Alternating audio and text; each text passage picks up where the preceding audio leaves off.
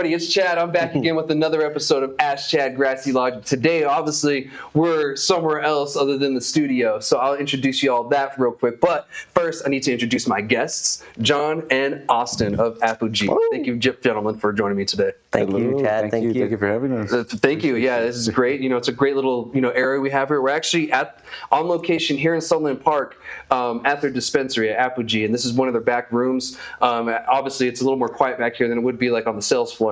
Mm-hmm. This is a neat little room. You guys are just getting this set up and everything, huh? This is like I'm the first person to use this essentially, right? Yes, sir. Yeah. So 100%. Yeah, the first one to kind of utilize it. So we're hoping to have a lot of fun things happen here. So pretty much to continue with. Yeah, definitely. We had a little joke before the episode. I took a video and I looked at it. I was like, man, this looks like backroom casting couch. Backroom cannabis couch. It is, but that was hilarious. So anyway, we'll get right into the episode. Thank you again, gentlemen, for joining me. Yes. But without further ado, please introduce yourselves. Yeah. So my name is John Salas. Pretty much, I'm the general manager for the store. So excited to be with Apogee. Started not too long ago, so I'm gonna start a journey with them to hopefully excel them to the Apogee to where they need to be. So. Getting there, but I like it. Nice. Yeah. And I'm Austin Shindo. I'm the inventory manager with Apogee. Have been here working with them, trying to get it going, and now we're here. So, and we got John, and we're just building the right team to, like John said, get to that Apogee and reach our highest potential, really. What does Apogee mean? So Apogee, pretty much, it has two meanings. So there's the first one, which the owners of the company, I'm pretty sure they wanted to go with. It's the highest orbit for a satellite. So pretty much the highest point that it could reach. The furthest away from Earth. Right? Furthest away from Earth and pretty much in orbit. Or also the apex of, and you actually told me this, apex of your career. Yes. Yeah, so I thought that was fitting. But no, so it's more towards the orbit side of stuff, the satellite reaching the furthest point of orbit from Earth. Yeah, because, the owners themselves, I think one of them has a background in space. Right? Yes, Dan. Yeah. Dan Arvizu. Yes. So he's actually worked with many different presidents, I think 4, I believe. And I know he was working with the telescopes as well. Oh, cool. So he can see out into space and see the future and see what actually happened with the Big Bang and all that. So he's just a really knowledgeable man, and he's really into space. And I think we all have that feeling with space where we just don't know what it's about, but we all have a feeling or connection to it. Yeah, especially here in New Mexico, we're very space heavy. A lot of space, I wouldn't say exploration, but a lot of space stuff started here, especially when it came to inventing ships and rockets and stuff like that. Goddard rockets, the school is called that for a reason, over in Roswell. It wasn't just, a site from 1947, UFO crash, but, they also did a lot of, scientific stuff with the rockets and stuff. And of course, over near Alamogordo, where I'm from, we have the A-bomb explosion and everything, I'm a downwinder. And then also over here in Las Cruces, there's a lot of NASA stuff that goes on too. In southern New Mexico, is you're just really, enriched in that space culture. Actually in Alamogordo, they have the Space Hall Museum. It's like a 5-story building of just nothing but space science stuff. There's even a real cool one. I play it to this day. They've had it since I was a kid, where you get to land the Challenger. Simulation. You get to land the Challenger. I've never landed it before. Of course, every kid blows it up. But funnest thing ever. It's funny watching an adult play it. It's also all big in there, and it's hilarious. But if you ever get a chance to go check out the Space Hall, definitely do it. It's a fun thing. They have the IMAX there too, which is a dome IMAX. And like when I figured out what an IMAX was, I didn't realize that they were just screens back in the day. I thought they were all domes, and I was really sad when I found that out. I was like, "What do you mean this isn't a dome?" I was like, when they did the one over here in El Paso, when it was the first IMAX, I thought the same thing because I was a kid. They used to take us there field trips, and then you would sit down and you would see all the stars and stuff. And then they were like IMAX, and I was like, "Oh, cool!" But it was just a screen. And I was like, "Oh, it's just high def." Like, that's all it is, dude. I'm just stay home. I was like, I'm gonna put the VR on. That's New Mexico is really big. I know one of the things too is what is it, Taos, right? I think they had the stuff out there, and then the space program. Hum thing, and there's like program. Yeah. They have the space program. Sunspot. And Los Alamos. Los Alamos. There you go. The Sunspot. That's actually over in Alamogordo. That's the observatory. Oh, okay. They got shut down like 7 years ago. They had a little weird thing. There's still conspiracies over that. But yeah, I looked that up. I'm not going to get into that. I'm not going to get into that with you guys. That's another day. But yeah, that's great that they went the space route. Because there's so many, and there's a lot of businesses that reflect that here in New Mexico too. There's a lot of spacey themed thing, and I love that. I love space myself. So when I met him and I started getting to talking and everything, I was like, I like that. They're going the nerdy route. And when you do go nerdy routes, maybe some cool things happen because you get to think outside the box. And it's a beautiful thing. And I like to say this all the time, and I'll do it to the horse's powder. Is legalization brings upon innovation, and that's really what we get to see, especially in a place like here in New Mexico, where we have really allowed the market to be open, express itself, and kind of figure out where we need it, and I understand some of this is probably by mistake, but it was actually a good mistake because we realized there wasn't one way to just do cannabis legalization. There's another way to do it, and I get some people hate it. There's certain communities that hate it, but they just hate cannabis. And then like the people that just hate that kind of thing usually are just the ones that aren't the fans. And that's okay. I mean, you aren't our demographic anyway. That's fine. Exactly. We're going for the cannabis users. There's people that don't like alcohol, but they like cannabis too. That's fine. You don't see those guys getting mad at them. No, exactly. But anyway, let's jump into it with you guys too. I want to like dig into your backgrounds and everything. John, I've known you since the High Horse days. Actually, both you gentlemen, we all come from the High Horse days. I did a short stint with them back in 2022. Me and John, we hung out then. We still hang out sometimes here today, these days. And actually, he was with me in Austin a couple weeks back when I was there. So that was really cool, running around the halls and, just a really fun time. And, it was cool to see some other people that I knew, some familiar faces, because, I was the new kid. I guess we're the new kids. Exactly. So it was cool to have you there. What did you learn from your time over there? So honestly, since I got into cannabis, politics was something I didn't even think I was going to be a part of. And so I started actually, when you talk about High Horse, that's when we started getting into more of the political stuff. And this was the second year I had already gone, or that I was able to attend. And pretty much, I mean, Texas is a whole different beast. There's a lot of the same stigmas that are here in New Mexico are there. They're just very heavy.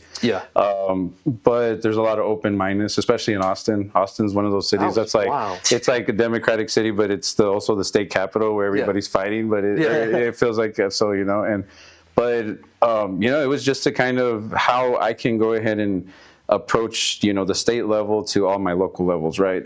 Getting my voice heard, getting out there, fighting for something you believe in. That was important. I mean, I saw the cannabis there, but there was a bunch of other people, voicing their opinions for their beliefs and things. But cannabis was real strong, which was big ups to everybody that went for that. It was awesome. But it was just to kind of just get your voice out there, get heard. Don't let that go by. If you feel strongly about something, really, rally around your city reps, rally around your district reps, everybody that you can just voice your opinions to, because you might have other people, that have the same beliefs as you, and you guys can really, change some laws, change some things that are for the better. But yeah, no, that was a pretty it was a pretty eye-opening experience. Second year I went, I loved it. It was pretty cool. So it was. And certain people gave me slack for going. I don't know why it was weird. We're all American at the end of the day. Texas. We rep everybody. We rep everybody. Cannabis users all around. And one day Texas, regardless of what I do, what you do, or what those advocates do, they're going to get legal cannabis. But at least you can push it along the way in the right path. Exactly. You at least want it to be on the right path. Exactly. And I don't want. Because, we live so close to Texas ourselves, and do you guys live in New Mexico side, or do you guys live in the Texas side? So I live in New Mexico, actually. Okay. New Mexico, but I grew up in El Paso.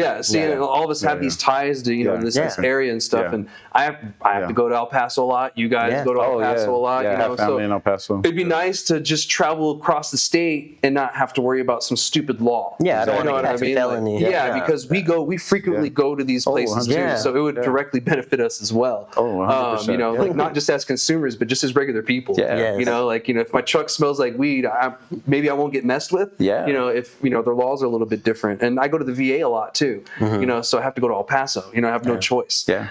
So, you know, it'd help just a peace of mind to not have to worry about, okay, did I leave everything? And don't get me wrong, I have that already because I have to go on base. Yeah. You know, so I already have that mindset already. I'm like, oh my God, you know, and so I don't want to worry about it even further. Yeah. You know, just, okay, I'm going to Texas and I'm going on base. It's like this double whammy. Yeah.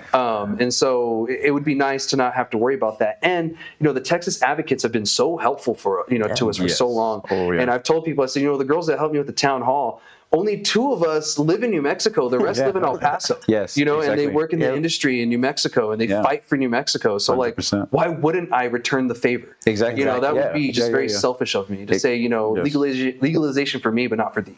Yeah, you know, exactly. and that's just not fair. And that's the way I saw it. If you disagree, by all means, but you know that's just the way I see it. And if you want to advocate, advocate. Yeah, you know, exactly. like if you don't like the way I do it, then do it yourself. You advocate in any state, you know, if you think it's right, do it. Yeah, like if you get in trouble while you're doing it, well, there's going to be other people that are going to say you're doing a good job still. Yeah. Don't listen to the haters, like just doing what you're doing. And one thing that's unique about our area, we're 2 states in 1 country.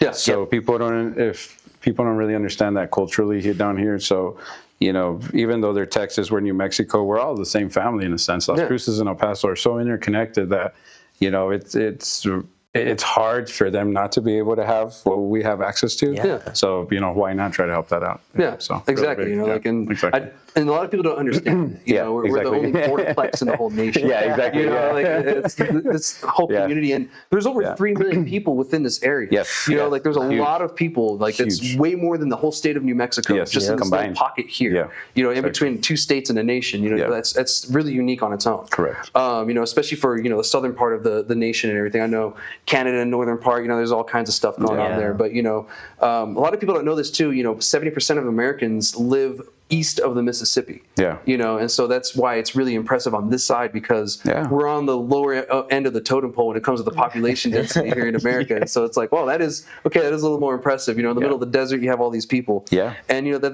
that makes a big difference on certain things. And, you know, Santa Fe sometimes forgets about that. And Austin, Texas definitely forgets about that. Oh, yeah, 100%, you know, you know when you go there, like, oh, okay, wow, they forgot El Paso's even existence. They're 800 miles away? Yeah, exactly. So, but anyway, let's get back on track here. You know, like, so where did you get your start with cannabis? This is something I don't even know myself. Funny thing. So, no, I guess not the funny thing, but cannabis itself, I've been a user of cannabis for quite a while. I used to use cannabis, you know, I've been in a couple of car accidents, a couple of quad accidents, so I started using cannabis to help me with my back issues, my pain, things of that nature. I also felt for a while that I was very, I guess, like angry a lot of the times. Cannabis helped regulate that. I felt like I had a lot of anger issues, and with cannabis, that kind of helped out.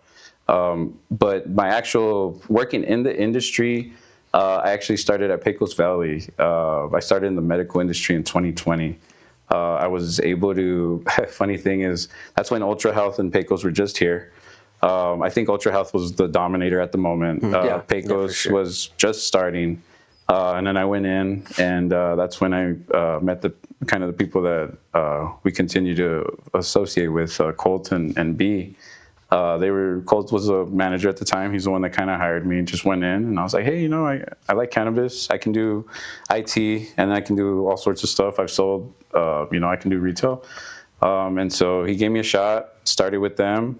And from there, it just kind of culminated into working with High Horse. And then I've worked with Oso for a little bit.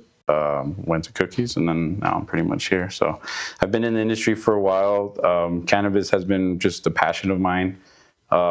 Since I was able to use it. So it really changed my life, and after that I was just like, okay, I need to get out there and help people with this because it's a game changer. And when I started cannabis, it was still kind of in that realm of, you know, High Times magazine, you know, the medical stuff really wasn't there. So when I got the ability, or when I learned that New Mexico was having the medical program to be able to, you know, be part of that, I remember I tried to join up. I was a youngin'. They didn't accept me into the medical program at that time. They thought I was trying to use it for other reasons. So then I was like, all right, I'll just, you know, kind of use it on my own until I was able to get a card. And then that's when I was able to get a card back in like 2018. And then after that, after I got my card, I was like, hey, let me get into the industry. Let me see what I can do to impact it.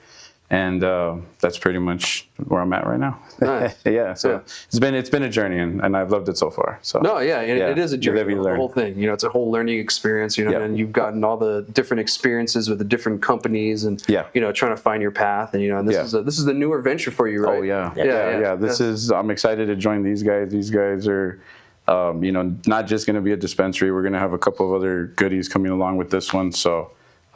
You know, just to give it my all with them. So. And we'll get into that more too. About exactly. Stuff, so. But thank you for that. I know it was a long intro there. Sorry. I got a couple other conversations. Please, you know, let's get an intro from you as well. The medical. So, I actually started selling CBD at Sunland Park Mall. Was it Buena Vida? Yes. So, Buena Vida, I think that was in 2021, like the beginning. And just doing markets, like farmer markets, all over the city, some up in Santa Teresa, but usually all of them were in El Paso. So it was like, you know, it was a battle with certain customers and people walking by, because some people are like, you're selling the devil's weed, the devil's lettuce. What are you doing here? I got my kids here, and I'm just like, well, it's legal in the state of Texas, and I'm gonna sell it to my best of knowledge and just help people out. And it just showed me how many people truly just use CBD in Texas, not even the THC side. And it's amazing how much money is like generated just by CBD and how many people it's helping out. And from there, I went with High Horse, and it was a good long journey. Learned a lot there, and after there, went to be the chef for Sublime for a little while. Cool. That was an amazing experience. Learned a lot with their chef from Arizona. He came and taught me so much. So I kind of want to bring some of that to Apogee as well, and you know, all that knowledge I have, just share it with all these employees and people that can do something with it. And that's what I believe in. And after Sublime, I had some jobs here and there, and I went to Astro Buds for a little while, and then jumped over here because I really do see the vision that they have for this place, and it's going to be really fun for everybody. New Mexicans, Texans, we're going to welcome everybody. That's dope. You know, nice. That's cool that you guys are on that mission. So where'd you come from before cannabis? You know, what'd you do before you started the cannabis? So before cannabis, I was pretty much dropped out of college. I was doing the college of business. I was trying to be an entrepreneur. So I 2 years, 3 years in, I'm just like, I really can teach myself all of this if I go out into the workforce and just learn. But my background was just odd jobs like welding, cutting palm trees, cooking at the zoo, catering for the zoo, but it was just a bunch of fast food and kitchens. So I really like that high-paced environment. And coming into the industry, some days it's really high-paced and some days it's super dead. But it's like just keeping that balance and knowing where you are and who you are, and that's what's going to make it. Nice, man. You know, and how do you like being in? I mean, obviously you like being in the industry. You're still here. How have you liked it so far? So I like it the way we can help certain patients. Like I think all the cancer patients that come and just get RSO because they actually need it, and everyone else that just comes for the $5 joint and they don't think they need it, they still do. Like they just don't know what they're using it for.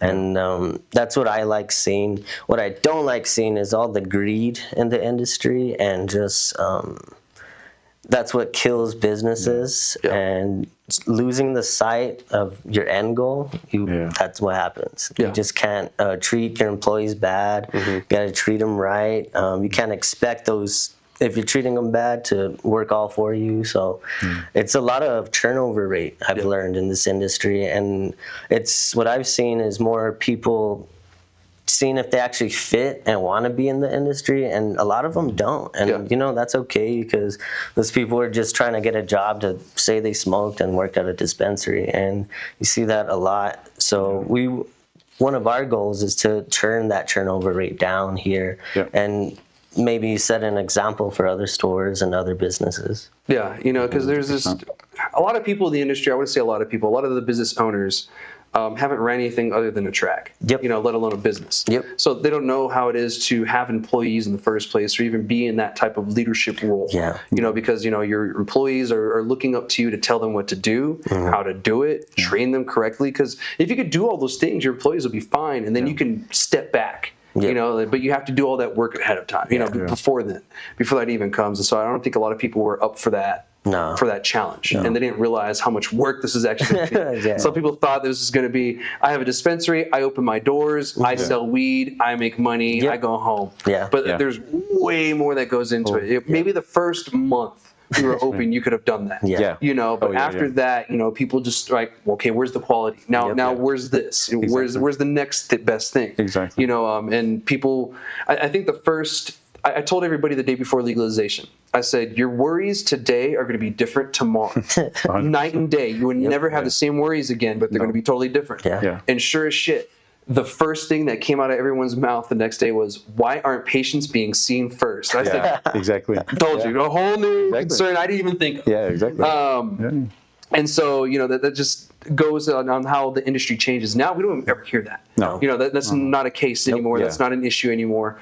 Patients get seen. Every now and then you run into the story, the occasional, this dispensary told me they weren't a medical cannabis dispensary or something like that. Someone who's new who doesn't know anything about the industry or any of that, and they think they know it all, but they don't. So it's good that we're getting away from that, but at the same time it sucks when you're going through those changes and you have to go through that growth. Like right now we're still going through that growth. We still have 2 more years till we're considered a mature market, or till we get to that. And we're on track. We're getting there. There's less places popping up. Some are shutting down. We're kind of figuring out who's going to be here at the end of the day, who really has that quality, and we're really starting to see the driving forces of this industry pop up. And the industry nationwide and globally too. We're moving away from this THC thing. It's a slow death. It's a very slow one, but it's finally happening. I'm seeing the conversation pop up more. And to be honest, we may have to force that conversation to happen more, because certain governments are stepping in and saying, okay, we want to ban high THC. I think Colorado is moving to raise it from 21 to 25. If not, they already have. So we want to avoid something like that. Because for one, you're an adult at 21. It's already kind of a debate of, well, if I'm 18 and I can go die for my country, why can't I smoke weed or have a beer? We're already at that argument. We're going to make it to 25 now. It comes to a point where you have to allow adults to make their own decisions. We can't baby everybody forever, because that's when you run into issues. But I digress on that. I agree. But let's dive into, to Apogee now. I wanted to get you guys up, your backgrounds and everything, get my audience, to know. So, Apogee, what's the main mission of Apogee? I know you guys said, it's new and all that. We got the space thing, but, what's the real mission behind it? I can say for our owner, Cheryl Arvizu, she really has a vision where she wants to make an entrepreneurship incubator. So just like how John has his brand Juanito Joints, I have a dream of building a kitchen here too, and she just really wants to give people that opportunity in this industry to make a good for yourself and the community. And that's really where we want to be as Apogee. We want to be here for the community and for anyone else that wants to come and join us. We're not going to be turning you down. We welcome you guys, and that's really what we want. We want to differentiate ourselves with certain vendors or brands, and be more like a craft cannabis. Give the people the choice of both.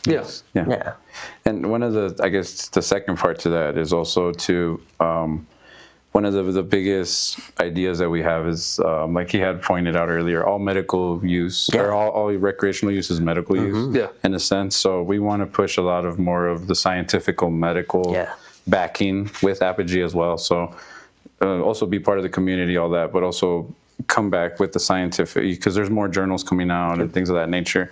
And because of Cheryl and Dan, their backing is a lot of education, a lot of scientific. Cheryl's been in the pharmaceutical industry as well. We'll touch a little bit about that later. But the cool part about her is she's seen the synthetic side. A lot of people don't, especially with cannabis and all that, we're all natural, right? And to have somebody that comes from the synthetic side, that CDC side, the pharmaceutical side, to believe in the plan a little bit more and to actually devote her life to do it. It's amazing. And that means that we are getting more people to open their eyes to the plan. But we also need that help from that community as well. It's not just, hey, those guys are enemies, forget pharmaceuticals and all that, because there are things out there that help people. But the plan is to go natural if you can, always continue to go that route. And that's kind of what their push is. It's more medical for sure. All use is medical use no matter what. No matter if you're using it just to smoke, just to break your anxiety, or to sleep at night, or you're taking a gummy just to, hey, I need a couple more hours of sleep for tonight, I can't get up, or it'll help you out. So energy as well, if you want some energy, a lot of times people take gummies just to do things, to get that CBG going. CBG, they can get concentrated. I get my chores done, I get things going. So there's those two parts. It's community, and also to help out that community with the medical benefits that we can provide. And that's great, and you guys are wanting to be on more of the educational side. And don't get me wrong, there's a lot of bud tenders in New Mexico who are doing a fantastic job educating on their own. But I don't see a lot of places pushing that themselves. It's an individual bud tender's mission that they're going out and doing on their own. It's not really pushed by a company itself saying, we're going to be about education. We're not just going to be a pusher. Don't get me wrong, if the customer just wants what the customer wants at the end of the day, that's, okay, cool.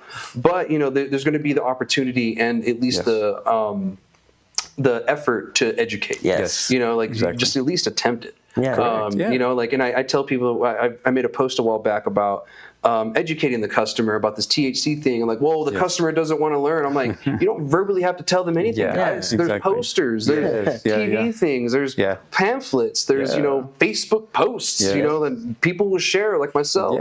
You don't always have to verbally get in a debate. Change someone's mind. It could be subtle, like I said, the poster. And an example is, say I'm the bud tender, the manager comes up, puts up this educational poster, real funny or whatever, and it just says, hey, this is about the poster. I'm teaching you guys about this. This is what it means, blah, blah, blah.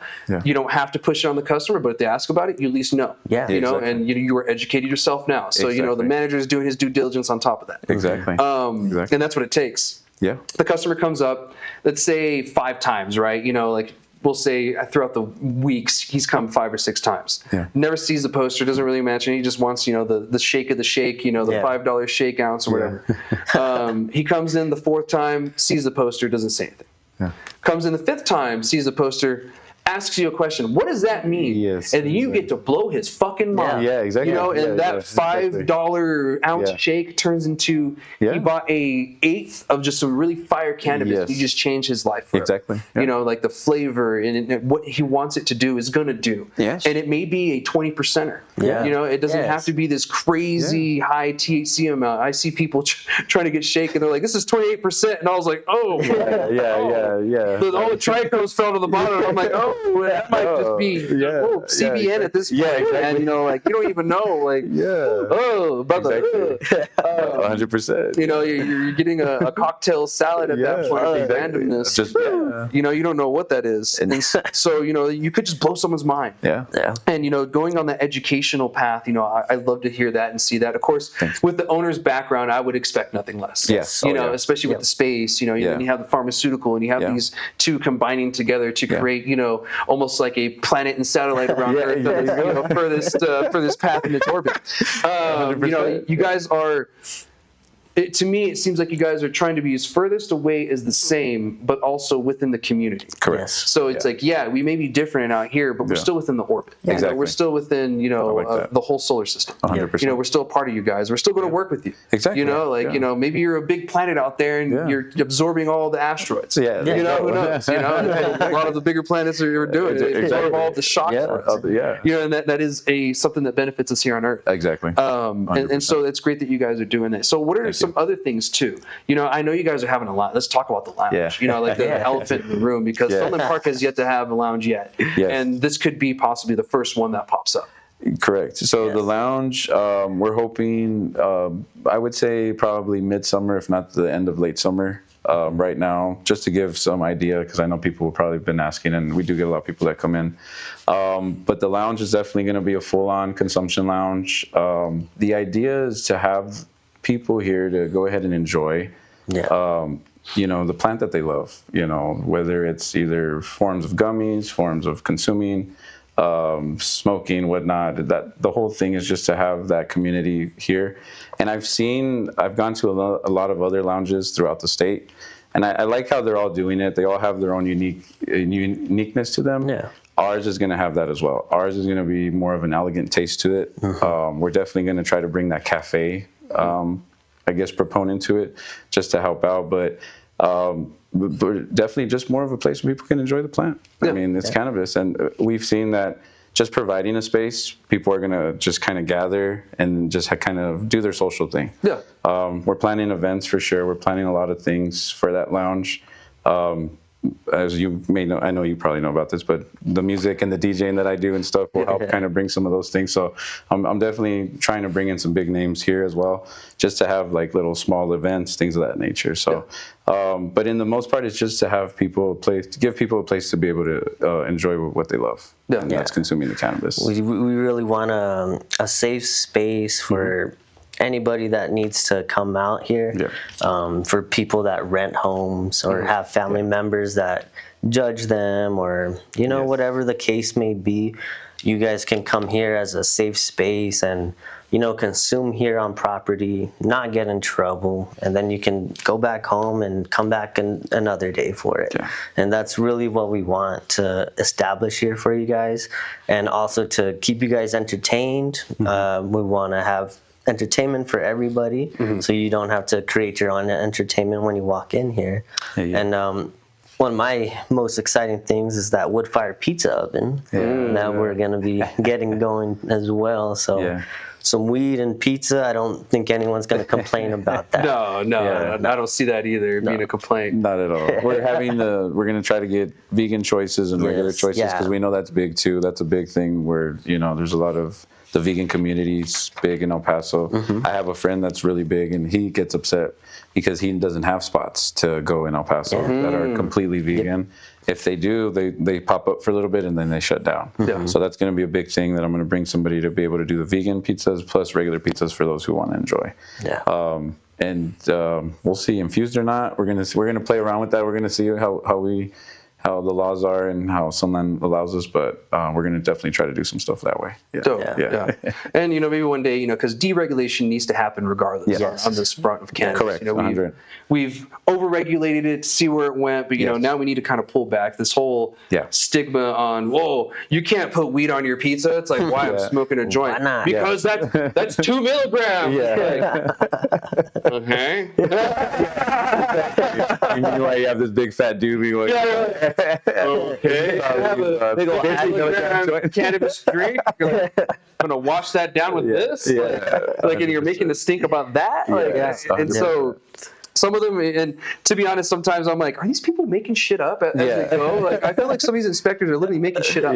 Because I'll go and look for it and look it up, and I'm like, where is this? I've seen a lot of issues where there's been CCD. When I get inspected through CCD, a lot of times what they say is not what's on there, and that's one thing that there's not a consistency with them. Very inconsistent with a lot of the CCD people that I've seen come around. Somebody says this, somebody says that, and so that's where I think a lot of the shops are right now. They're like, oh my gosh, so am I good? Am I not? Do I have to call? And then they call, and then they get a whole different answer from what these two guys told them. So they're like, oh my gosh, so what do I do? And now? doing with so many shops, we go what are you talking about? What do you mean?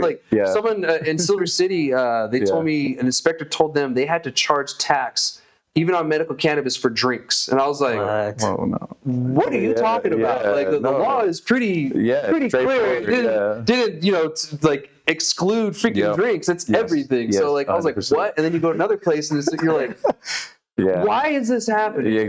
This shouldn't be happening. And we're trying to adhere by the rules, but you guys are making it hard when you make shit up. It's just consistency across the board is what we need. And that's just part of it. So when did Apogee open? I mean, when was your first day open?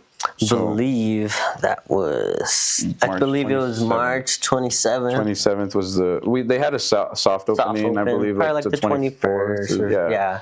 And then from there, the 27th was the actual grand opening. Okay. Unfortunately, that day, it wasn't a nice day. It was really windy. Yeah.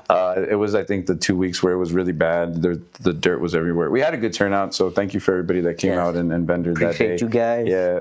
He was here. Chad was here. But yeah, no, it was a good turnout for what it was. But the 27th, I believe, was the first day. Yeah. First and day. so you guys, we're fairly new down here in Sunland Park. New, So Sunland Park weeks. is the most brutal place to be in New Mexico. it is. In the whole state. Like this is just brutal. Yeah. And to be honest, like it is what it is. This is just the arena. Yeah. This is where the big boys come to play. Yes, sir. Exactly. And so you guys have learned that being down here in several different businesses and stuff. It's no different here. No.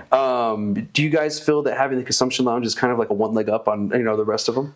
100%. Yeah. We sure. that's kind of the draw that we were wanting, for us. Not just being the dispensary itself is beautiful. Yeah. And you guys can see it online if you go to the website. You'll be able to see the inside of it. But just the place to give people, and not just even Texans, because our thing is I-10 is an interstate. So I've seen people come in from Georgia, from New York, from Philadelphia that have gone to other places that I've worked at, and they're like, "Do you know where the nearest consumption lounge is? Where can I smoke my weed?" They don't want to drive on the interstate and then go back in it. Yeah. And so our thing is not even just local, but to get those people, the community, the cannabis community that's national, to come and enjoy our stuff. Yeah. And we think that's going to give us the kind of the upper edge on there, and not even just competition wise, but we invite all these other dispensaries. We're going to have an industry night. We're going to, we want them to come out and enjoy. A lot of the people that I worked with, that I managed, they work at all these other dispensaries. Yeah. And so even though, at the top level, it seems very competitive and things like that, the bud tenders and everybody that employs themselves, we're a pretty tight-knit community. Yeah. But like you said, it is the meat grinder. We're definitely, it's cutthroat here in the sense. Competition's fierce, and wherever you can, you're trying to get market share, and it's hard. I mean, if you're not ready to do marketing, if you're not ready to go out there, if you're not ready to just really be able to brand yourself, it's going to be hard to survive. Yeah, it's very hard. Very hard. Definitely. Because you have the top earning dispensaries down here in Sunland Park in the state. Like the top four. Like the top 5 or something like that. Yeah. And it's stayed like that for a hot minute. Oh, shit. I know Cookies has dropped down a couple of slots. I was just looking this morning. That's all. But the top 2 for sure. Are here in Sunland Park. Yes. And there's only like 19,000 people or something like that in the city of Sunland Park. So it shows you how much these Texans are coming over and how much we really need a consumption lounge. Exactly. I'm big about consumption lounges and all that good stuff. Because it's important, and there's one of the nation's biggest military installations right here in El Paso. Yes, and you guys, believe this or not, spouses love cannabis. The rules are a little bit different when you're not in the military and you're a spouse. I've seen it in all the dispensaries I've worked at. They come and get that military discount. They ask for that military discount. And to be honest, they should be allowed to store their cannabis somewhere or use it somewhere safe before they have to go back on post. Exactly. Or maybe there's a hotel nearby, and on the weekend they can just enjoy it the whole weekend or whatever. And the husband can whatever. Who knows? Yes. As long as the husband isn't consuming, usually, or the military member, because some men are dependents too, is what they're called. Oh yeah. There's a whole joke in the military report because it's more rare than the other way around. Yeah, 100%. Yeah. It's more like, dude, you're a military spouse and you're a guy. Do you just get to chill? Yeah. They're like, tell me how many. Let me know. What is it like? It's like, no, I got the kids with me. You tell me. We have too many kids. Yeah, exactly. But like the military spouses, they love cannabis. And like 100%. I said, you guys know that too. The students, UTEP's here. Yes. In the area, that's a really big border. The border's right here. People from Mexico that are coming to visit. Maybe they're just shopping for the day.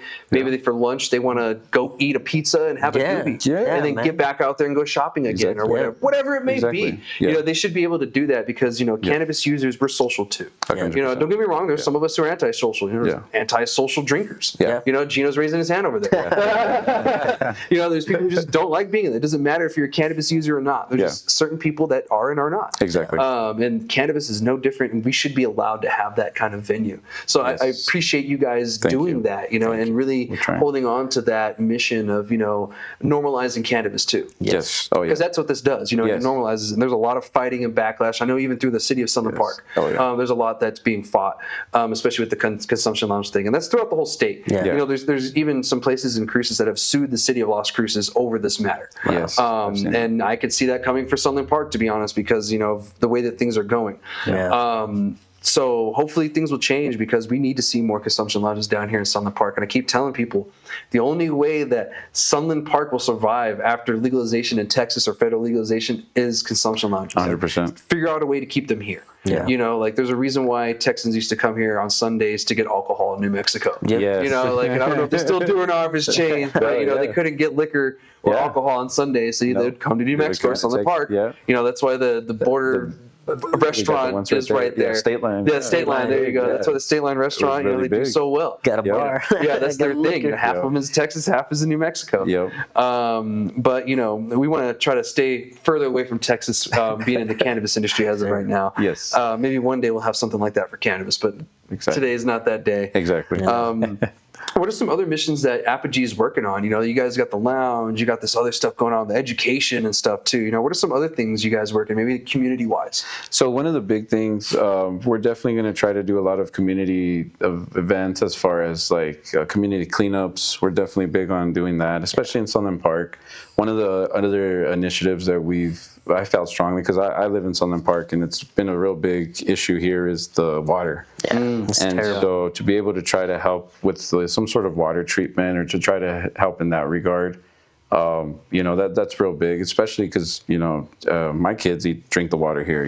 They bathe in the water here, so it's real hard to try to justify what's going on, and then us being in something there, we're like, all right, let's, instead of trying to fight it, or let's try to find our own solution and try to just make this something better for the community. So that's one thing. We just actually did a kickball tournament not too long ago.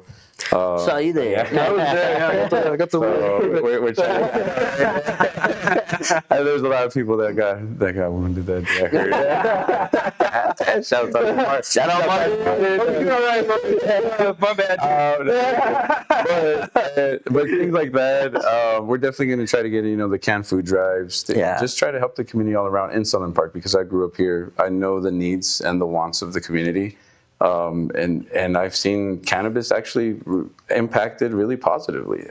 I've seen a lot of the funding that now the schools have and things like that. They've been helping my kids out. They've been doing a lot more programs, and cool. They don't want to say it, but it's attributed to cannabis. Yeah, a lot of that came directly. Yeah. And that's why I call it Little Dubai here. Yeah, exactly. And so it helped out a lot. And so I want to be part of that. Like you said, we want to get the stigma away from cannabis. We're part of the community. And it's going to be a healthy thing all around, just to get rid of all that negativity with it. Let's just get people to flourish, cannabis users, cannabis lovers. I'm a parent.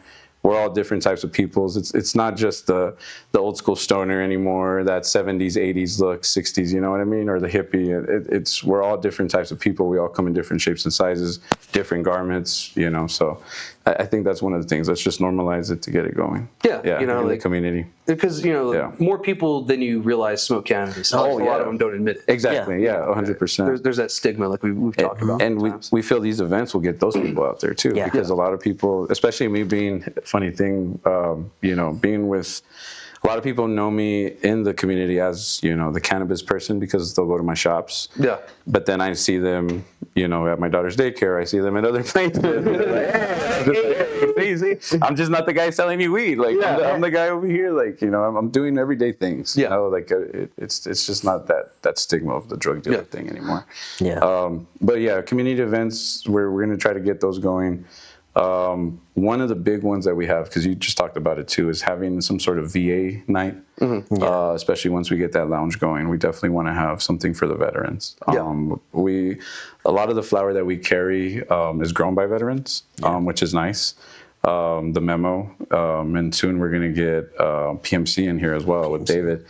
And those are two guys that I definitely want to bring down here to help out with that, especially with the Fort Bliss connection and things of that, to give people education on cannabis within that community, to show them how it really is helping the veterans, how this is the positive step to what we need to do for them, at least for them as well too. Yeah, especially because we're Fort Bliss. That's just as big as a community as us. Yeah, so it's huge. It's huge. Yeah, and I know myself. When you get out the military, you don't know what the fuck you're gonna do unless you already had a job while you're still in lined up. You have exactly. no clue what the hell's going to happen. Yeah. And they give you these classes and have people talk to you, but sometimes that's not enough. Exactly. You need the direction. You need something that'll just put you right in it. Sometimes. Yes. Sometimes you just need that job to find the growth. Maybe through working for a dispensary, you find a love for growing cannabis or making hash or whatever it may be. Yes. I've ran into I don't know how many vets that are in every level of this industry. Yes. From ownership to growing to bud tending to manufacturing to rolling joints. Yeah. Veterans have a hand in everything. Yes. And really sometimes you don't even know they're vets. I don't even know they're vets sometimes. Yeah. They throw me off. I'm like, dude, you're a vet too? Holy shit, I should have known. Yeah. I should have known the way you're talking, but some people hide it pretty well. Yeah, and you wouldn't know until you start conversating. Yeah, exactly. And sometimes, sometimes they give it away, sometimes they don't. Yeah. But but the veterans are a very important part of this industry. Yeah. And they're one of the reasons why I continue to fight. For this industry and everything is because my veterans, myself and my family, of course, my family's full of veterans.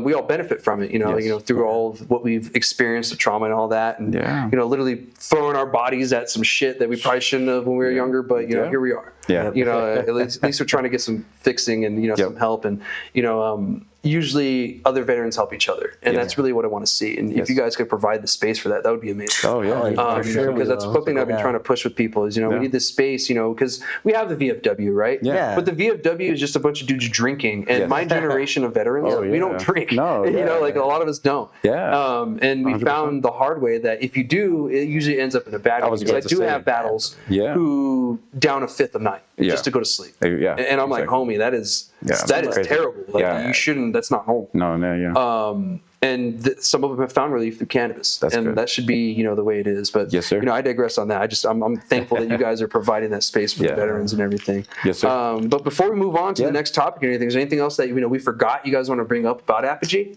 I mean, Madden tournament. Why is he getting mad at me? Yes, Madden tournament. We're gonna have the Madden tournament next Tuesday. So that's another kind of community thing that we want to have. Yeah. Of course, 21 plus, but we know that the cannabis community is full of gamers. Oh, yeah. I grew up gaming. I'm pretty sure everybody now is still like PS5 and whatnot. But we're gonna have a Madden tournament Tuesday, April 29th. Yeah, at 29th at 5 p.m. Yep. We're gonna have a few vendors here as well from the cannabis community. Cool. To kind of showcase some of their stuff. But we're actually gonna have it in this room as well. We're going to have monitors set up, so if you go to our social media, you'll see the QR code to sign up. Yeah.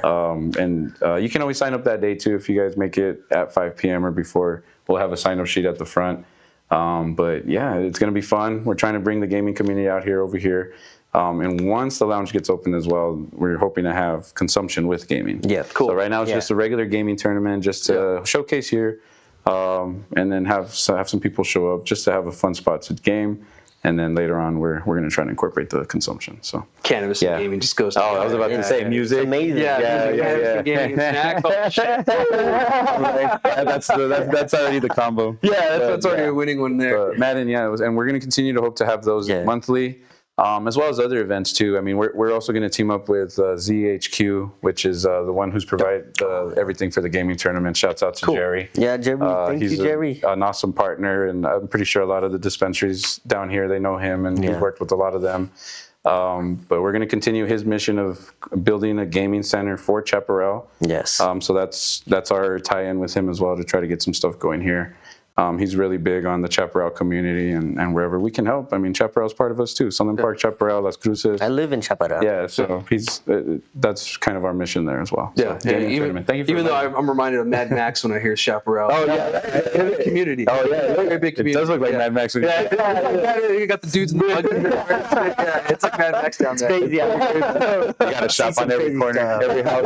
Every house has a burger stand for some reason. Yeah, like the Frankenstein house. piece together. Yeah, it's a wild ingenuity. That's ingenuity. You know, it's not an incorporated city. New Mexico. It's ran by the county, so it's wild out there. Slower pace of life. Yeah, for sure, definitely. It's just shouts out. It's and the only other thing I can think of is this room can also be utilized for massage therapy and other therapy classes that we're trying to think of and invite more people to host them as well. So are you going to rent this room out to people to kind of utilize? We're not sure. Well, we don't want to rent it out. We feel like, you know, it's a space for the community, so we'll give it to people so they can go ahead and, like he said, to help with the entrepreneurial side of stuff. It's an opportunity for people. If we can give people the space so they can, you know, start up their business, maybe make some profit by utilizing our space, then, you know, all for it.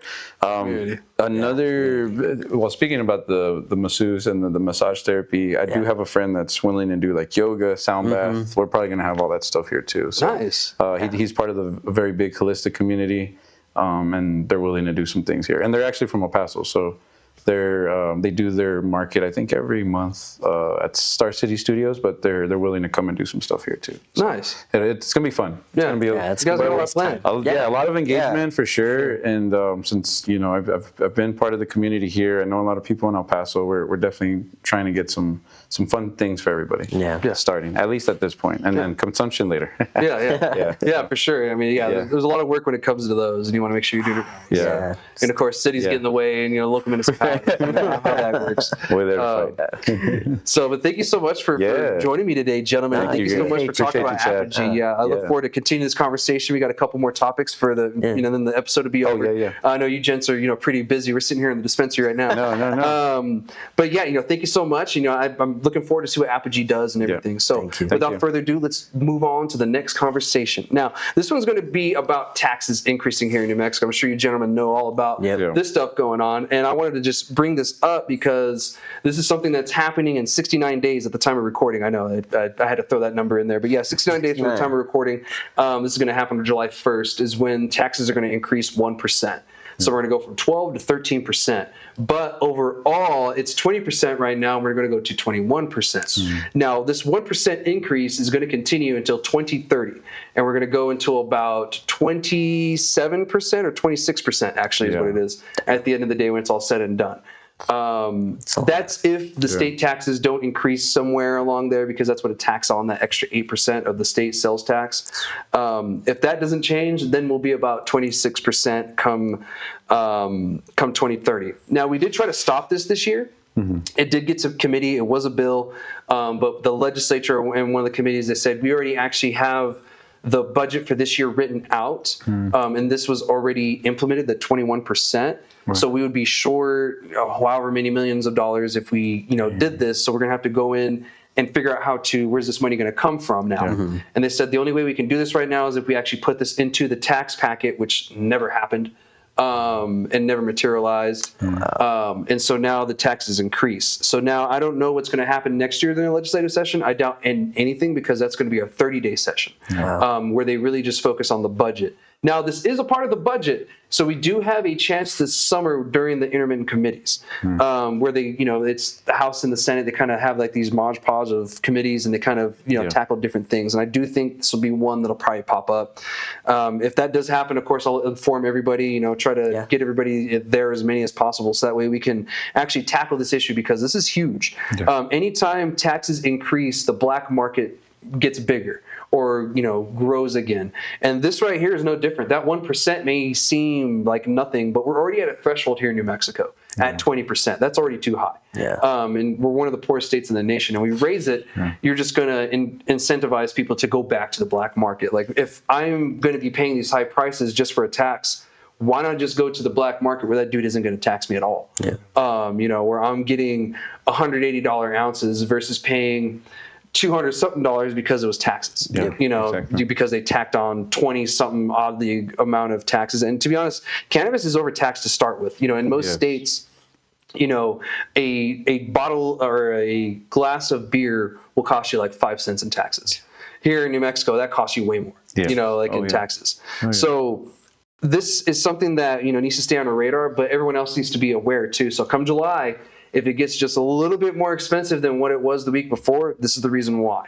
And I'm sure you guys will be informing people along the way and everything. So how are you guys going about this change and everything? How is it internally, I guess? So I mean, essentially we just have to change a couple of things within our system, I guess. The IT side of it is just changing a couple of things, right? It came in a couple of variables, but just actually getting the crew ready to kind of get that pushback, because it's going to be unfortunately, if we don't educate the public fast enough, it's going to be a customer service issue. And they're going to be like, hey, like all of a sudden I was paying this much last week, why are you guys charging me more? And so I think same thing, we're just going to kind of have to put out that pamphlet, just let customers know as they come in, hey, just so you know, we're going to have to, next month, or what is it, by July? July 1st. July 1st, it's going to go ahead and increase, just to give you guys a heads up. Now, might see this kind of go up just a little bit.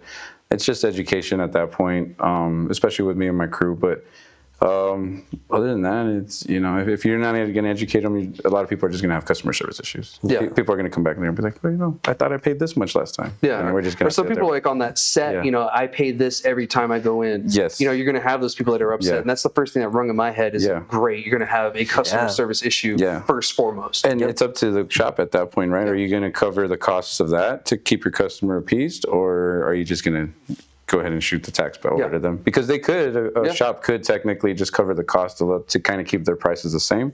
But at that point, that's up to that individual or that shop. So, because I do know some shops who do eat some of the tax for their customers. Which that is lovely. Thank you. But not everybody can or wants to do that or has to do that. Exactly. That's just out of the kindness of your heart. Exactly. But usually when this happens, it goes right back to the customer, just like a tariff. Exactly. Just like a tariff, the customer ends up paying for that at the end of the day. It's the same thing with the tax. Correct. Just goes down to the customer and it ends up being a burden on everyone.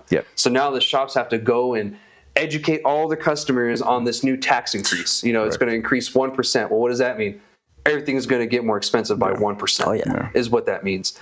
Now, but before I jump into this, actually, what is your take on this as well? The increase yourself. What are some issues that you see coming down the pipeline before I bring up the next? So what I think of is those customers that are coming in with, say, a weekly allowance. Exactly. I can buy my two $10 or $5 pre-rolls, but they come back the next week and they don't have enough, and it's just gonna make them feel like, what is happening within our state when my medicine's getting more expensive.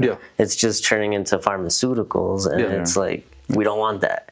We just wanted to keep it natural and at a low budget cost for these consumers that actually need it, the help, but the state's making it harder. And, it is. And really, it's fighting with the state and getting them to understand that, like you said, we're one of the poorest states.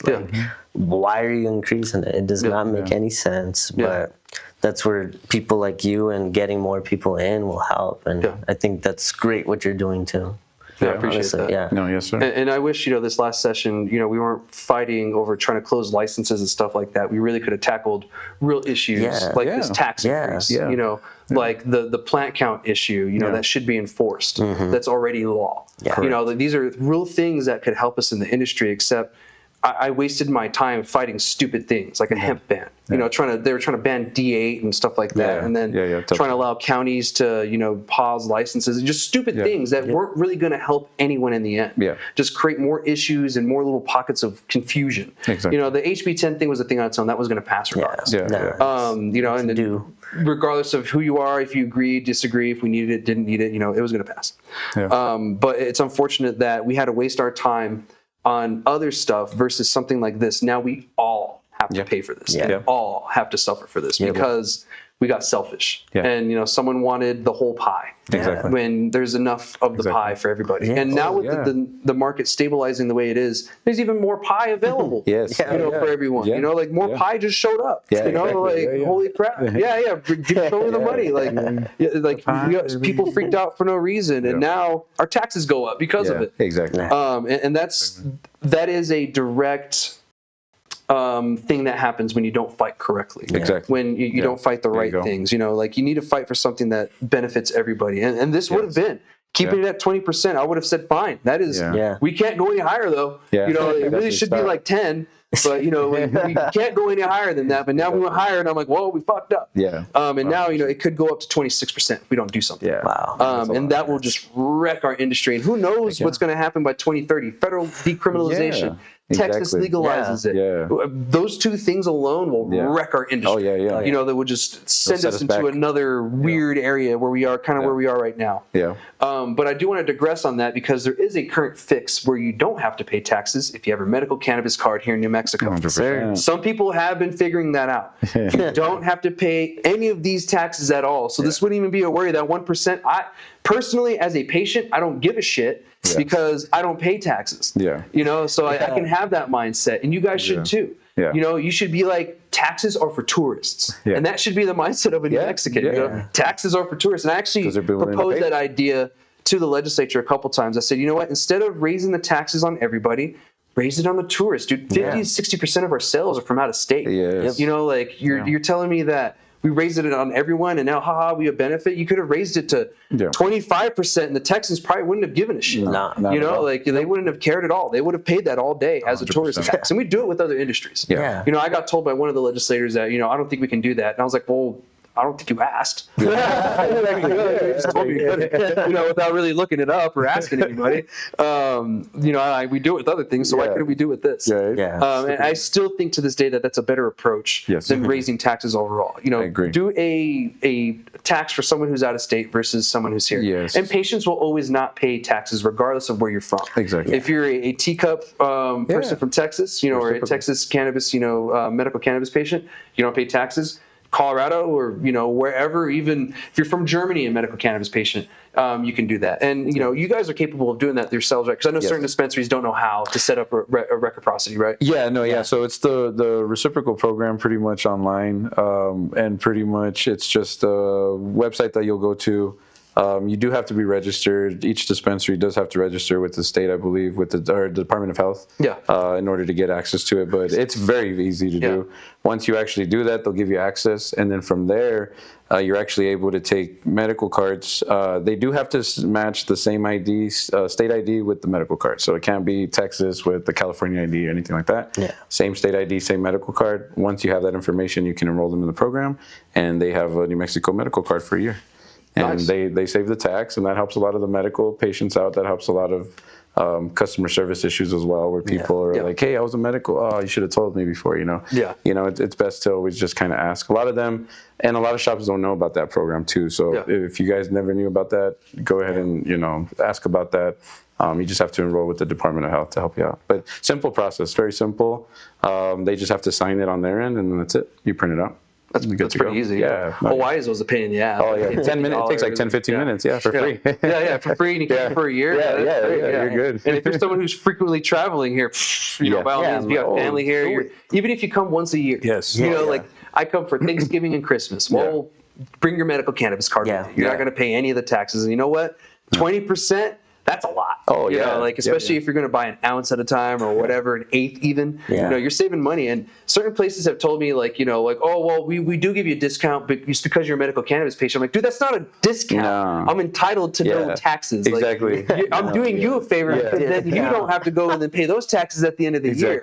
Like, you know, like you should be promoting this. Like, 100%. I don't know why not. Like, if you have more medical cannabis sales than you do rec sales, you're paying less taxes. You know, because that's not taxed. And a lot of times those people from, like, I've enrolled people from Pennsylvania, from New Jersey, all sorts of medical patients. And like you said, they have the money. So once they say you save them the tax, they'll buy $400 or $500 worth of product. And I'm happy. And they'll walk out.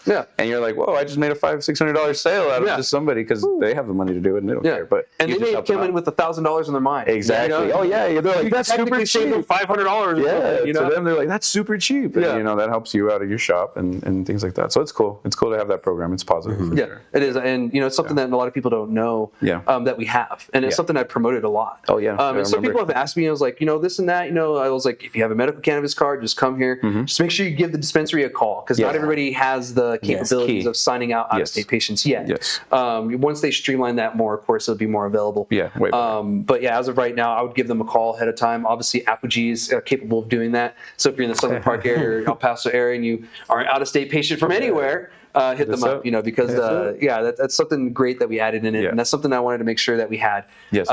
Because other states kind of forgot about their medical cannabis program.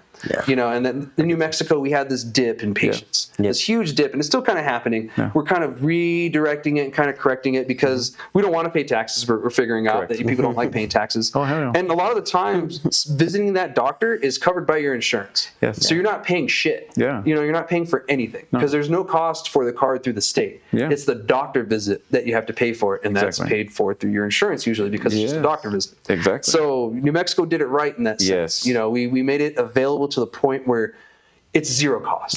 Zero cost to the resident. And some other states it's $300. Here in New Mexico it used to be very expensive, but it's like $300-$400 for like a year, and then like all these other steps, and we don't do that. So that's great, but I digress again. We got off on that, but medical patients, really are important to me. And this whole industry. We wouldn't have this industry sitting here today without the patients. 100%. So I want to make sure that the patients, if you are one, that you don't have to pay taxes. Now you do have a limit on how much you can use. That's set up by the DOH.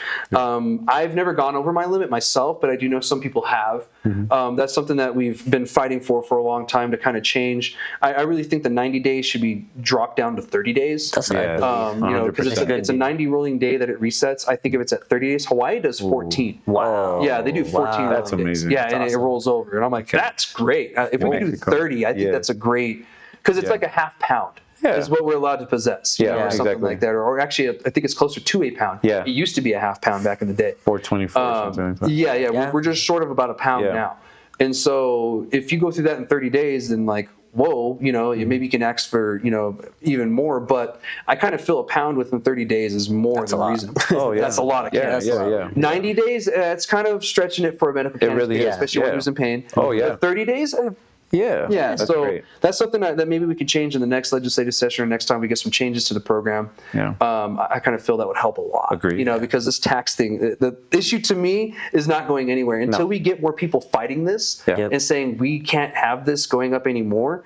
It's just going to keep going up, and we're going to keep getting those bullshit excuses in committee, like, oh, we didn't think of that. We didn't know they didn't want the taxes to go up. Exactly. Like Americans who are tired of paying taxes, who would have known they didn't want the taxes to go up? Exactly. So, but that's really where I'm at with that. A little joke, but we'll see what happens. But this year, definitely, taxes are going to go up.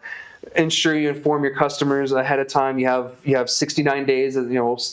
Like 68 once this airs, but at the time of recording you have 69 days, so you have a little bit to let them know. You're not going to inform everybody, but at least you can get ahead of time, and word of mouth spreads. So one customer may tell their whole family who shops with you, or their whole friend set who shops with you, or maybe they'll make a post. I'm prone to making posts myself on certain things, and it gets shared. The more you tell, the more people who will know, and the earlier you are letting people know, the less customer service issues you're going to run into. 100%. Because I can see that coming too. There's just going to be those people who are just pissed. They're on the set income. They can't spend a penny more, than what they have. If they spend a penny less, good, for them.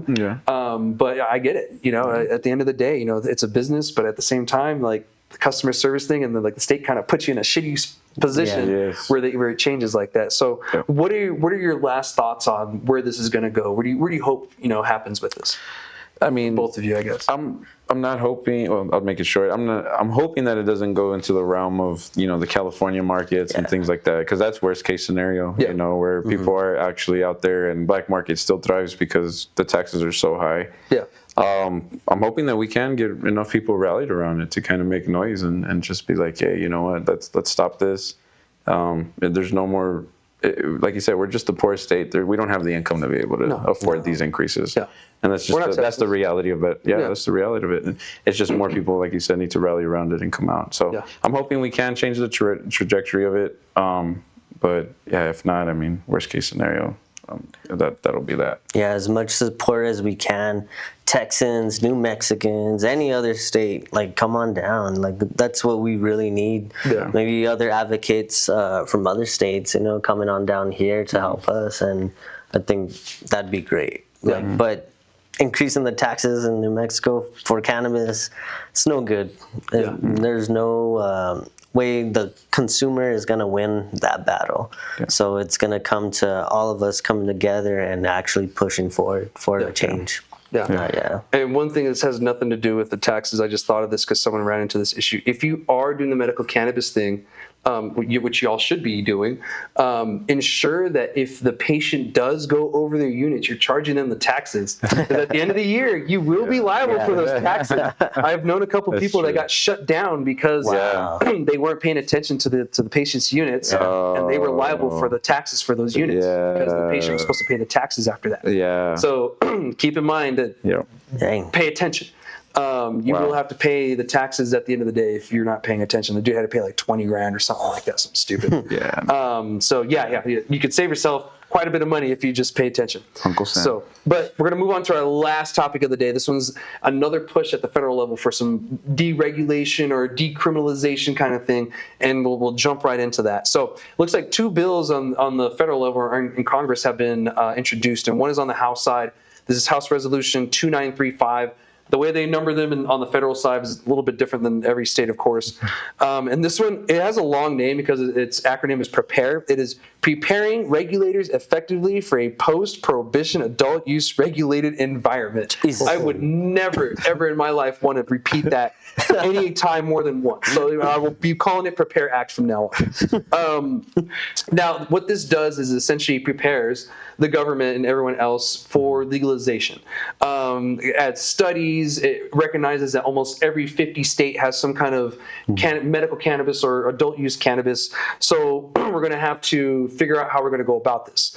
What this does is also, I believe this is one, takes cannabis off the scheduling altogether. So it decriminalizes it, makes it like alcohol and tobacco, and it also allows the states to do their own thing. What this does also is that the Attorney General would be required to establish a commission on the federal regulations within 30 days of that, which is really fast. I'm kind of shocked that they're really going that quickly. Usually they have like a year or two. And this commission would be in charge of analyzing the federal and state regulatory models.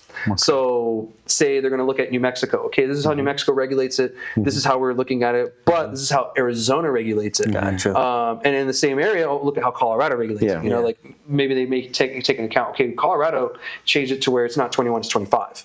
So we're going to have to figure out, okay, do we want it at 21 or maybe we'll go to 20, whatever, you know, that way the states can have some wiggle room for their age drinking, whatever. Because certain states up until I think the 90s or something had it to where they were still 18 and 19 to drink. But the federal government gave them some alternative or whatever to make it 21, and then everyone decided to go to 21. So that could be the same similar thing. You know, if you go higher, good, I guess, whatever. But that's why everyone is at 21 here in the States. This act, it doesn't seem terrible to me. It's actually GOP-led. A GOP or a Republican Congress, or excuse me, well, it is a congressman, House representative in Congress, is the one who introduced this, but this is a bipartisan bill. So it has the support from Democrats and Republicans. I don't know if any independents or anyone else from other parties, because we do have little pockets of those in our federal government. I don't know if any of those are on board, but I do know this is bipartisan, which is great to hear. You know, whenever a bill is bipartisan, that's always a good sign. A lot of bills back in the day used to be more bipartisan than they are these days. These days, politics, you know, especially the past decade or more, has been very partisan. You know, especially the party votes and all that stuff. You know, it's been very partisan, one-sided thing. So when you get something that's bipartisan, the chances of it passing are a whole lot higher than it would be just one side or the other. You know, you run into less pushback. A good example is here in New Mexico with the Psilocybin Act. That was very bipartisan. So bipartisan, awesome. One of the most conservative Republicans was sponsoring that bill. It had almost no pushback. I think the most no's it got was 8 in a committee. No, 8 in one of the floors. You know, which was very low for any bill. So when you have something very bipartisan like that, the chances are very high. Now, this one right here, it's starting on the House side. The House really isn't what we have to worry about. It's always the Senate. The Senate is where we always really have to worry about when it comes to bills. If it passes the House, big fucking whoop. It's the Senate. If it's going to move in the Senate, I will be impressed because that would tell us a lot. If it does pass the Senate, will Trump sign it? Most likely. Especially with the backing of something like this. It's GOP-led, et cetera, et cetera. You know, our the House and the Senate is Republican controlled right now. The minorities are the Democrats. And I believe one of the House speakers, the minority speaker on the Democrat side, I think he is a co-sponsor on this one or the other one. Okay. So that's even better news too, because it tells you how bipartisan this is. Yeah. Now, what this does is it just really acknowledges where we are with this. Some of the people in the federal government are starting to come along. Yes. Saying, okay, we have all these states that are doing it on their own. Mm-hmm. We're going to have to budge somewhere. Yep. And that's what this Prepares Act does. There's more stuff that they're doing. I would get into it more, but it's really just boring. Well, they do this, and I direct them to this, and I know you guys don't want to hear that. Mm-hmm. What I want to hear is, what are you guys' thoughts on just this bill? And we'll get into the next one. So, honestly, this is the first time I know before we started recording, and I was kind of reading the notes, and that really kind of shocked me to kind of know that, or to see that now there's this bill coming out federally to try to get the supporting. I mean, it sounds like they already kind of know where this is headed. Yeah. They've known for a while, right? I think they've just been kind of pushing back a little bit or trying to hold it. But there's so many states. I think now it's just Texas down here, and then maybe some of the other Midwest states. But for the most part, everything's green in the U.S. So they're seeing it. I just hope. I mean, if there's good.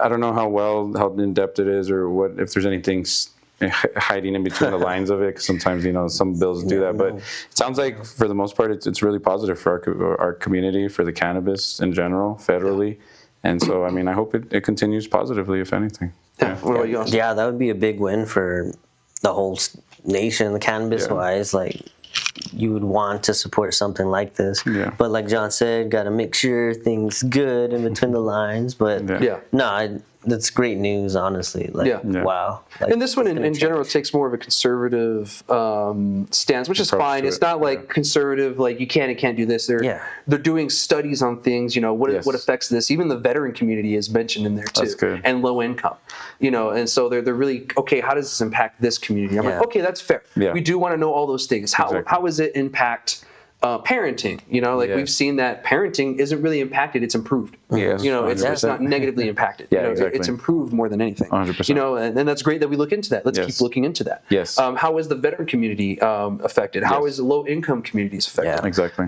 This and that. Maybe if we legalize it, the low income communities will do a little bit better. Yeah. Will fend themselves a little better. Yeah.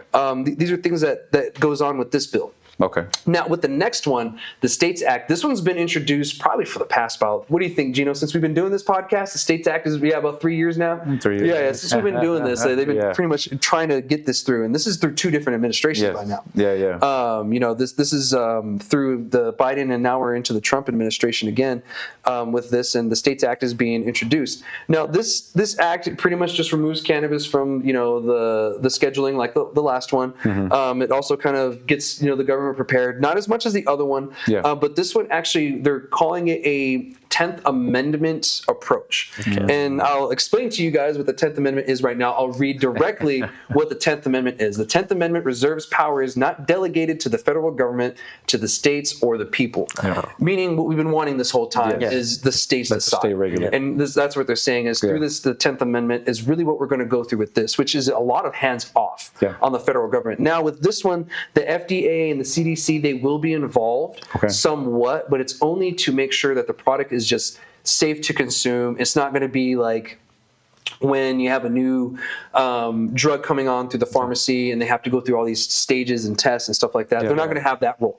Okay. It's just going to be, is it safe to consume? Are you going to die if you drink this or not? Or are you going to die if you consume this or not? Correct. No. Okay, it's fine. Yes. So that's going to be the FDA's role in this, which is great. Yeah. Now when it comes to the medical side, I don't know what's going to happen because there's no talks on both sides for this. I think there's more, let's see where it goes. Yeah. And that's one thing that worries me because regardless of what we do, there's going to be medical. Like the medical 100%. Benefits of this are undeniable. Yeah. There's no way you can deny that. Yeah. But the States Act, I think it has some good perks with it as well, going through the 10th Amendment route like they're going. Versus the other one, which don't get me wrong, the other one, I don't see anything wrong with it either. No, going through the whole study stuff and, trying to figure out, let's remove it, but also let's look at other areas where we can improve things. That doesn't bother me at all either. And it's bipartisan. Both of these actually now are bipartisan. The States Act, I believe, started Democrat 3 years ago, but now since then it's picked up even more people, and it is very bipartisan.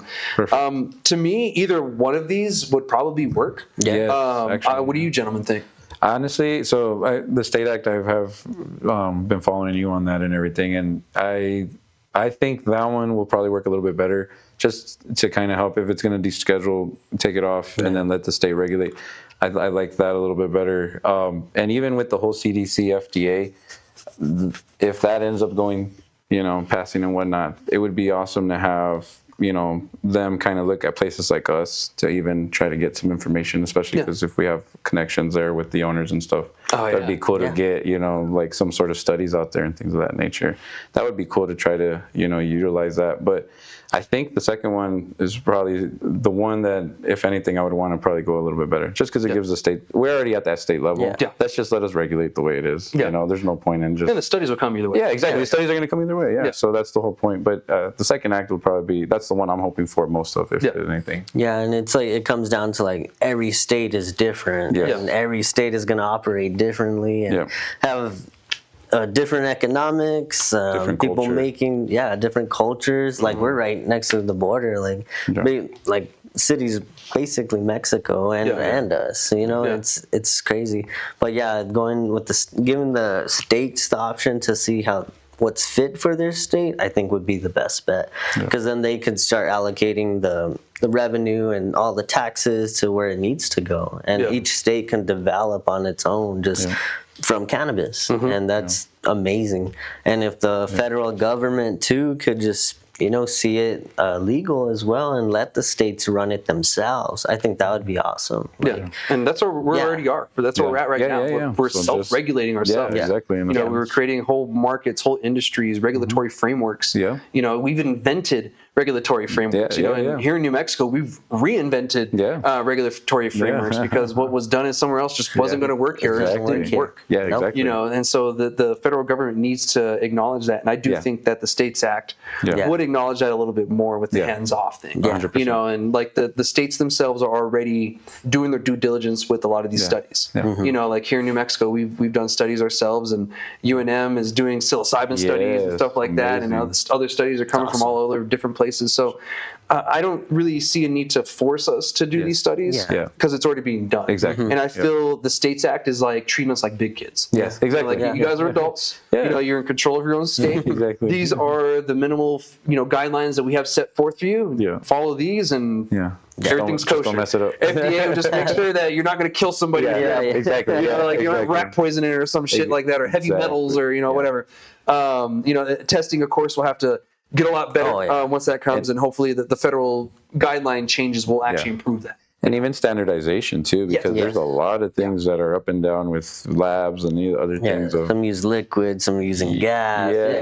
We're like, hey, let's standardize. Let's get everything at a level where we know that the industry can be standardized. We know what these edibles can be at the test. We know the flower and the test and things, and just keep it all around weights. But I know that's one thing. Hopefully soon. Fingers crossed. We'll see. Come through.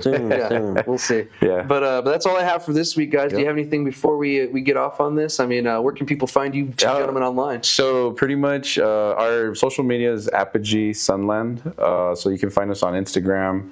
Our website is apogeenm.com. You can go on there, see all our specials. We are on Apple Maps, Google Maps. We got Yelp. Was able to kind of get all that going. Mine, if you guys want to follow me, I do have, like he said earlier, I do have my brand. It's Juanito's Joint, and that's hopefully going to be coming soon exclusively to Apogee. But that's kind of my thing. I have my Instagram. That's really it. And it's austin.from.texas. But I mean, that's really all I got. Our address is 1769 Victory Lane, Sunland Park, and we're looking to make a name for ourselves here. Yeah, definitely. So, but no, we appreciate you having us on and giving us the time and the platform to be able to use. And we hope we get some visitors from you guys soon. So. Awesome. I hope so too. Thank you for allowing us to use the space. Anytime. You guys are welcome. Hopefully we can do it again some other time. Down the road. You're more than welcome. Yeah. Right. We'll project a lot of nice some cannabis stuff going on. Right. And that's it for this episode of Cannabis Casting Couch. I'm just kidding. Like, hey, you guys want to get cannabis famous, huh? there we go. Welcome to Sunland Park. Right. You gotta do All what you right, gotta guys, do. that's all I got for this week. I'll see y'all next week with another guest. Thank y'all again. Thank you, We'll be guys. back next week. Yes, sir. Shoot. Sheesh.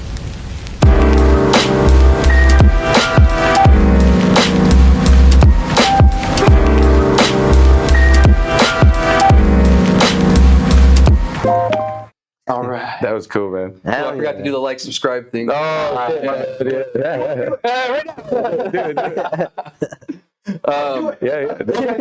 Hey guys, real quick, don't forget to like, subscribe, follow, whatever you got to do to stay in the know. All right, shoots.